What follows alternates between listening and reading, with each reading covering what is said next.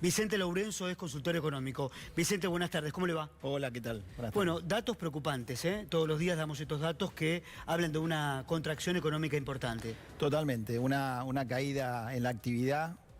Lo que no cae es la presión fiscal, ¿no? Realmente hoy el empresario y fundamentalmente la pyme se ve más en estos meses que todos saben que está venciendo ganancias, bienes personales, el impuesto a la renta financiera, está generando un ahogo muy fuerte, muy fuerte en el sector pyme y fundamentalmente también una preocupación en el contador.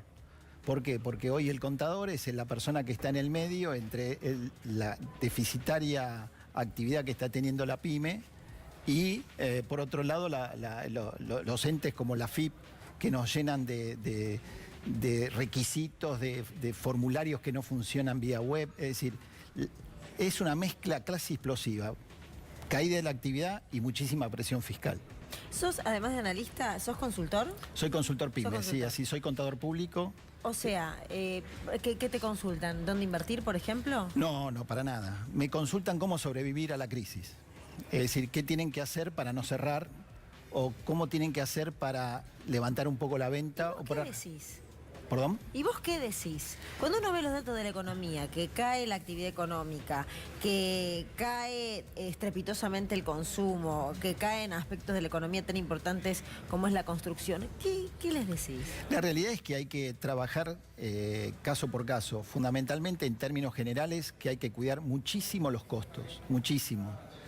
Y ver de qué forma sobrevivir a esta gran debacle económica, viendo de qué forma poder maximizar los pocos recursos que uno tiene. ¿Sabes por qué te consulto? Porque a mí me da la impresión, intentando buscar explicaciones o pensando cómo una pequeña empresa puede soportar y atravesar este momento tan dificultoso, que da la impresión de que no hay ninguna endija, que no hay ningún lugar donde vos te puedas refugiar o, digamos, si vas a lo de las tarifas, pienso en los locales, ¿cómo haces para reducir la tarifa? ¿Qué le decís? ¿A un lugar de comida que pague la heladera a la noche? No. Sí, es cierto. Lo que pasa es que hay pymes que no tienen otra posibilidad que cerrar. Y hoy el empresario o la pyme que permanece abierta fundamentalmente es porque su propietario, su dueño está poniendo plata de sus reservas para que el barco llegue a destino. ¿Cuál es el destino? El que hace un análisis de cómo está la empresa, pensamos para adentro, no tiene destino. Porque un aumento explosivo de costos y una caída como la que estamos teniendo en la actividad, no hay forma de repuntarlo sino que es revirtiendo las tendencias. Hay pymes que hoy no son rentables, es decir, están trabajando a pérdida y uno sabe positivamente que están alargando un poco la agonía, con la esperanza de que cambie el rumbo, que cambie de alguna forma hacia dónde vamos y que podamos tener una actividad, un mercado interno mucho más fortalecido y que diga, bueno, toda esta reserva que yo estoy poniendo en mi empresa algún día se va a revertir y puedo seguir creciendo. Ahora, ¿no le da la sensación, Vicente, a usted que cuando habla el presidente, cuando habla algún funcionario del gobierno, pareciera como si ellos no hubiesen gobernado estos 4 años? Hoy reitero el concepto del presidente, o por lo menos su discurso, al lado de Martiniano Molina, al lado de la gobernadora, inaugurando el Metrobús en la avenida Calchaquí, diciendo a partir de ahora sí vamos a crecer. ¿Y estos 4 años qué pasó? Lamentablemente no solamente que no crecimos, sino que todos nos empobrecimos, muchísimo. Cada uno en su actividad dimos 2 pasos para atrás. Generalmente en la actividad económica es como el ludo, ¿no? Que un paso para adelante y 2 para atrás, pero por lo menos di un paso adelante. Acá fuimos siempre para atrás. Y lamentablemente el empresario en general fue una persona que confió en el gobierno, en que iba a cumplir con lo que había dicho en campaña, es decir, fin de la inflación, crecimiento económico sostenido. Todo eso no se dio, confió.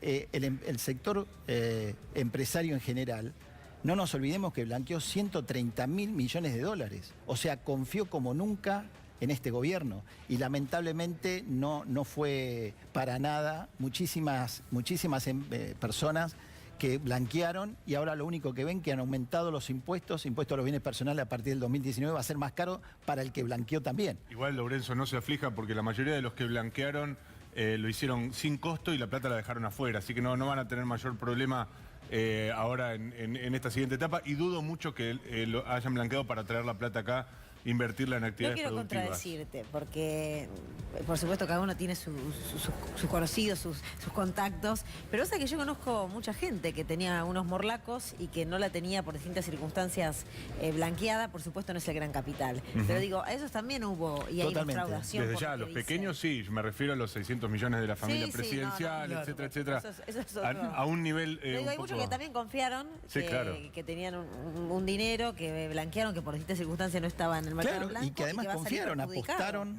Sí. a que este proyecto iba a llevar adelante y que ellos iban a crecer y para eso necesitaban la plata blanqueada. Sí, bueno, yo, de todos modos, perdieron plata. La consulta mía tenía que ver con otra cosa, porque lo escucho en una queja que es bastante propia del sector empresario desde hace mucho tiempo, que tiene que ver con la presión impositiva. Prácticamente arrancó con eso. Y le soy honesto, Lorenzo, me sorprende un poco la prioridad que se le pone desde el sector empresario a la presión impositiva como un factor de daño para la actividad económica, siendo que pareciera que lo que hoy no hay es actividad, justamente. Es decir, uno puede entender que, por ejemplo, en la época de la crisis con el campo, el gobierno anterior tenía una disputa por la presión impositiva. Ahora, era una disputa relacionada por qué margen de renta le quedaba a ese sector. Hoy lo que se está discutiendo es la inexistencia de la actividad, Correcto. el quebranto absoluto, el despido masivo, las suspensiones y el cierre de las empresas. Es decir, No, correcto. presión Pero impositiva mayor o presión impositiva menor. Es decir, si no hay ventas, la presión impositiva ver, pasa a pero ser ¿qué pasa? casi una Vos cosa anecdótica. no estás tomando en cuenta un factor importante y que en pocos países sucede y sí sucede en la Argentina, es el efecto inflacionario. Vos estás pagando impuestos sobre ficticias rentas. Es decir, al no ajustarse por inflación tu balance impositivo y sí el contable, ¿qué está pasando? Vos como empresario te dicen que tuviste ganancia y vos no la tuviste. Lo único que fueron aumentando los precios de ese stock, pero vos no tenés, porque cuando fuiste a Claro, reponer te entraron habían más aumentado. pesos a la empresa. Te hubieran entrado más pesos. Contablemente tuviste mayor rentabilidad, te hacen pagar impuestos sobre utilidades que vos no tuviste, porque vos perdiste plata. Con la inflación, perdiste plata. Y te están haciendo pagar impuestos sobre esa pérdida, esa ganancia ficticia sobre esa Ahora, pérdida real. Vicente, los empresarios grandes de este país, ¿cómo cree que van a jugar en las próximas elecciones? Los pequeños y menos empresarios, ya sabemos, le fue mal, no creo que vuelvan a elegir a Mauricio Macri, no lo van a votar. Pero los grandes empresarios, de hecho hay una denuncia que se conoció el domingo, que muchos empresarios le ofrecieron dinero a la Baña para que baje su candidatura. Usted, como consultor económico, ¿cómo van a jugar los dueños de las empresas más importantes de la Argentina?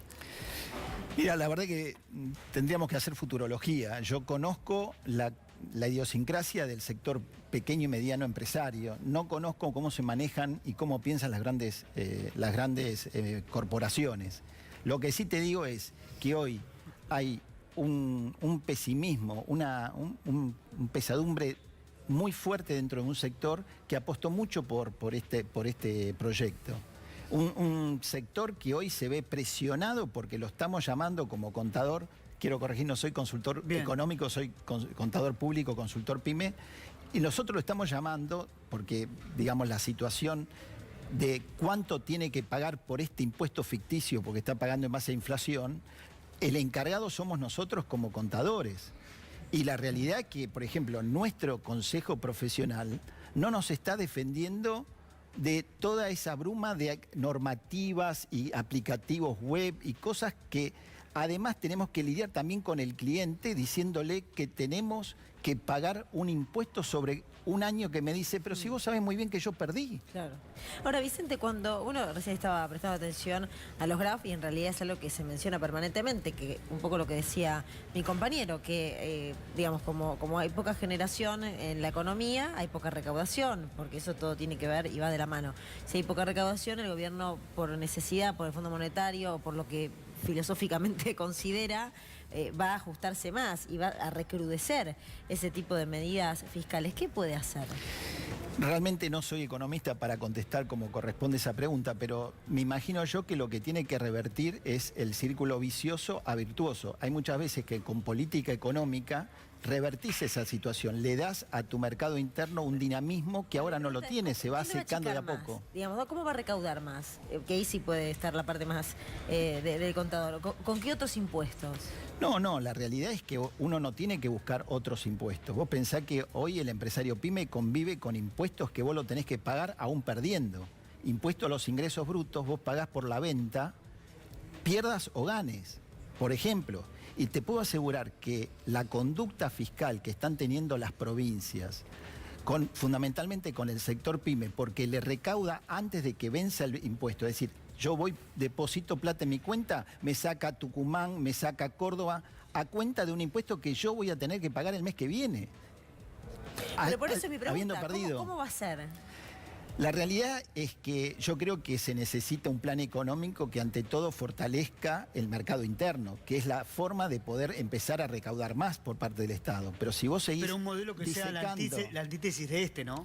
Mirá, yo creo que sí. Es decir, yo creo que este plan económico lo único que nos está haciendo es cada vez ahogar más y generando un círculo vicioso de la economía. Esto que decía ella, que planteaba también, se va a seguir dando. Cuanto más recaudación necesito, más aprieto. Cuando más aprieto, más ahogo. Por lo tanto, el fin de toda la actividad está cerca, digamos, si no es que revertimos esta situación. Yo recuerdo la declaración de un industrial pyme que me decía aquí en C5N, cada fábrica, cada pequeña pyme, cada comercio que se cierra, es una familia que se acerca más a la pobreza, ¿no? Lamentablemente, cada vez que cierra una pyme, hay 4 familias que quedan en la calle. Hay un promedio de 4 empleados por sector MIPYME, es decir, de la micro y pequeña empresa, que hoy empieza a quedar en la calle. Y además, otra característica que hay que resaltar, la pyme es familiar en Argentina. Entonces, cuando yo cierro un comercio, cuando cierro una empresa, es probable que quede en la calle no solamente el dueño de la empresa, sino la hija, el yerno y el cuñado. Y esto es una problemática muy fuerte en Argentina. Se le está dañando muy certeramente a la clase media y ojalá se revierta pronto. Bien, Vicente, muy amable por haber venido. Muchas gracias.